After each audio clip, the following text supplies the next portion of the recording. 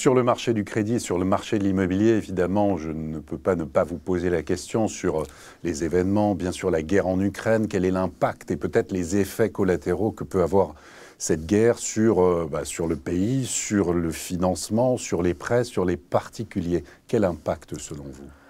À long terme, c'est très compliqué de savoir parce que ça dépendra de comment cette guerre progresse, comment les choses évoluent. Et là, je crois que personne ne sait. Par contre, à court terme, ce qu'on voit très clairement, c'est que ce qui se passe en Ukraine renforce les pressions inflationnistes qui existaient déjà par ailleurs, mais ça rajoute une couche dans ces pressions inflationnistes. Donc ça, c'est plutôt quelque chose qui peut, dans le temps, pousser les taux à la hausse. Ça, c'est le premier sujet. Qui dit pression inflationniste dit aussi augmentation du coût de la construction. Mais pression inflationniste, c'est pas simplement ça, c'est aussi, on le voit déjà, des problèmes de pénurie qui pouvaient exister et qui vont s'amplifier avec ce qui se passe aujourd'hui avec la guerre en Ukraine. Et ces problèmes de pénurie sont à la fois des problèmes de prix et des problèmes de délai. Donc effectivement, ce sont des choses qui peuvent amener des perturbations sur le marché.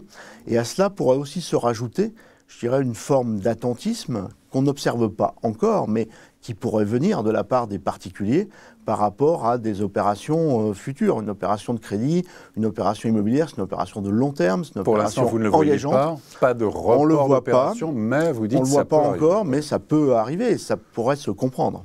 Tout à fait. Et au niveau des taux d'emprunt d'État, y a-t-il des mouvements, y a-t-il des risques aussi là-dessus de hausse? Alors les taux d'emprunt d'État, ils ont déjà pas mal monté. Hein.